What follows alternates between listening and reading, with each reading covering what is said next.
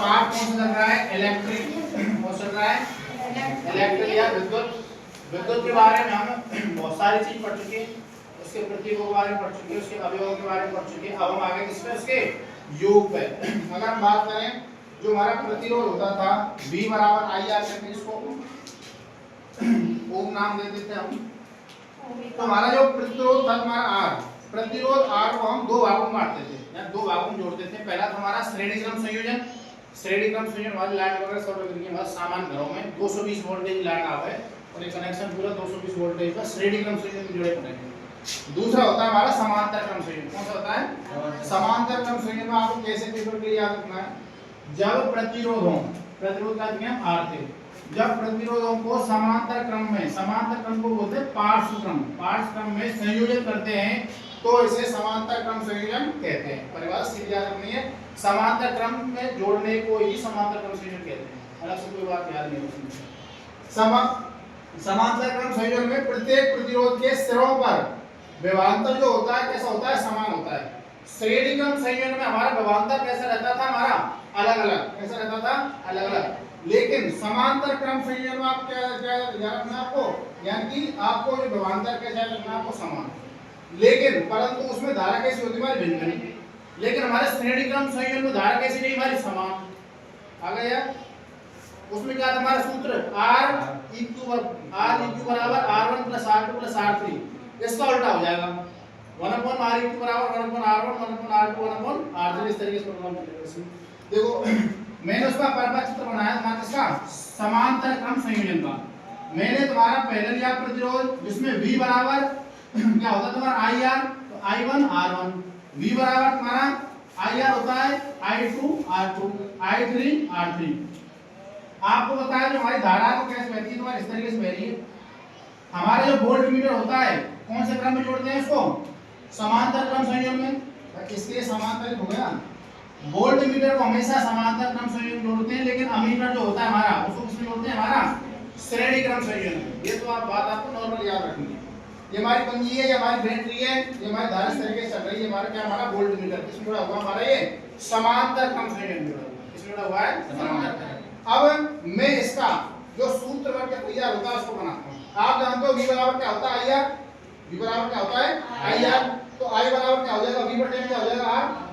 क्या हो जाएगा? V बराबर I बराबर V बटे में R।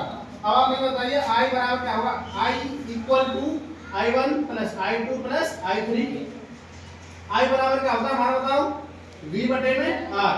तो V बटे में R eq बराबर, अब हमारा विभवांतर क्या हमारा? समान है। विभवांतर कैसा है? समान है। तो V बटे R1, V बटे R2, V बटे R3। विभवांतर समान है। यहाँ पे V, यहाँ पे V, यहाँ पे V। इस V से इन तीनों में से मैं अगर V कॉमन ले लूं तो ये कैंसिल हो जाएंगे। समझे? इसमें से पूरे में से यहाँ से भी कॉमन आ गया, यहाँ से भी कॉमन आ गया, यहाँ से भी कॉमन आ गया और V कॉमन आने पर इस V से ये V कैंसिल हो जाएगी। तुम्हारा बचा क्या? 1/R इक्वल R E की कॉमन होता है इक्वल। क्या होता है? Equal. 1/R1 plus 1/R2 plus 1/R3।